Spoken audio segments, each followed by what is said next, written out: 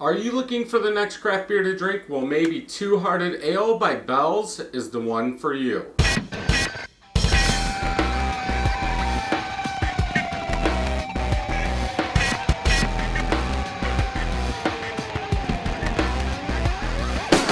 Welcome back, everybody. So we are going to try Two Hearted Ale. It's kind of funny, I haven't done this review yet since I live 10 to 15 minutes from the brewery. Excuse me. And I've been doing beer reviews for almost 3 years. I have had this plenty of times. It's almost a staple around Kalamazoo if you do like IPAs. Even by the name Two Hearted Ale, this is an IPA. 7% ABV, not sure about the IBUs as they are not listed on the bottle or untapped. Shelf life is 6 months. This was packaged on 4/11/18. This is from the Bell's General Store. We did pick this up because in June, just in case anybody watches this a long time from now, June 2018, in that month, if you drink this and a Oberon, you get a badge from Untapped. So that's why I picked this up. But like I said, it's a staple around Michigan or around Bell's. Anybody that likes IPAs is going for Bell's Two Hearted Ale. It's at weddings. It's at parties. It's everywhere. So we do have a white, almost orange colored head. I'm guessing that's from the beer coming up. The transparency of it. Small bubbles. I do have a couple medium, but it's mainly small. About a half a finger of head. Head from the side is like bubble wrap compacted together. If we look at the color, straw yellow color, almost like their sign. Very cloudy. There is yeast in the bottom of 99% of all the cans, so I do see protein yeast sitting in there. I can see the outline of the light in there. Some bubbles coming up, not very many. Let's go ahead and get a smell. Citrus and maltiness is what you get in this. This is on the maltier side, as I've had it probably 100 times or more. The citrus and the malty smell do stick out. I think the citrus sticks out a little bit more than the malt. It's kind of like, it's weird because you get that citrus, then it kind of moves to a sweet citrus, then a sweet malt, and that's it. No alcohol out of the smell, anything like that. Let's go ahead and get a taste.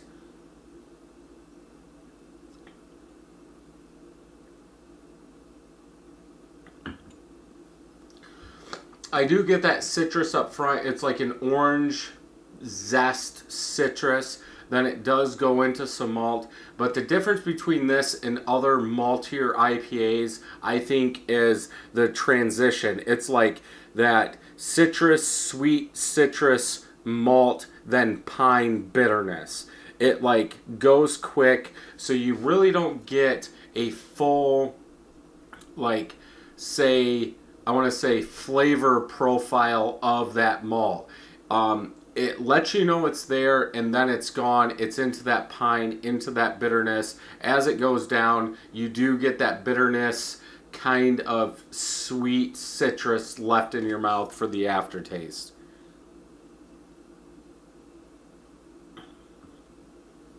Yeah, it's usually like this. I don't think it really changes. I'm not sure how it doesn't change as much as Oberon does over the years. I don't know if it's because of the hops that are used, but most of the time I can pick out when Oberon changes. Like year after year, Oberon will change, and I believe it's because of the hops. The hops, depending on if it's cold one year, hot one year, warm one year, will produce different flavors or strengths of flavors. Sorry. Where Two Hearted, it's usually standard all year. You'll get like that orange citrus kind of sweetness going back into like a sweet malt, and then your pine bitterness. Then as it warms up, usually I get a like an orange citrus bitterness in the aftertaste.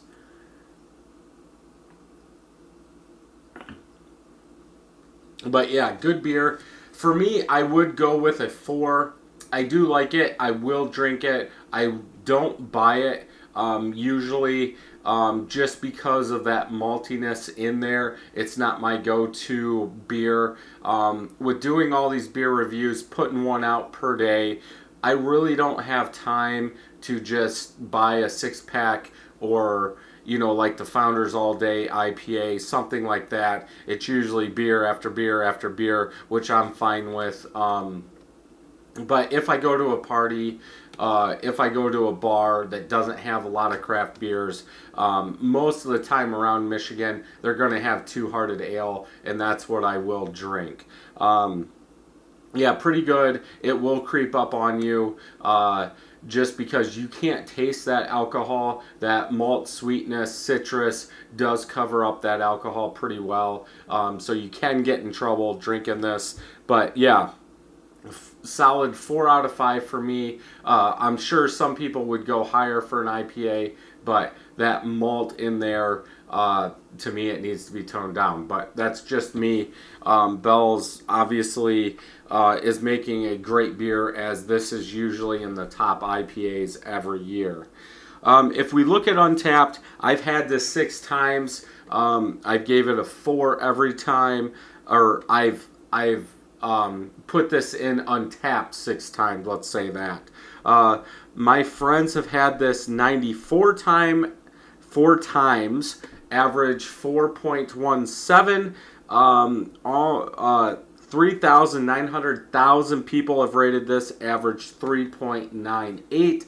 So I'm right there in range with the world on this one, or anybody that has Untapped. So yeah, that'll wrap up this beer review. I'm guessing this will be out after June, so you won't be able to get the badge. But yeah, if you do get it, cool. If not, I'm sure they'll do it next year. So that'll wrap up this beer review. And until next time, happy brewing.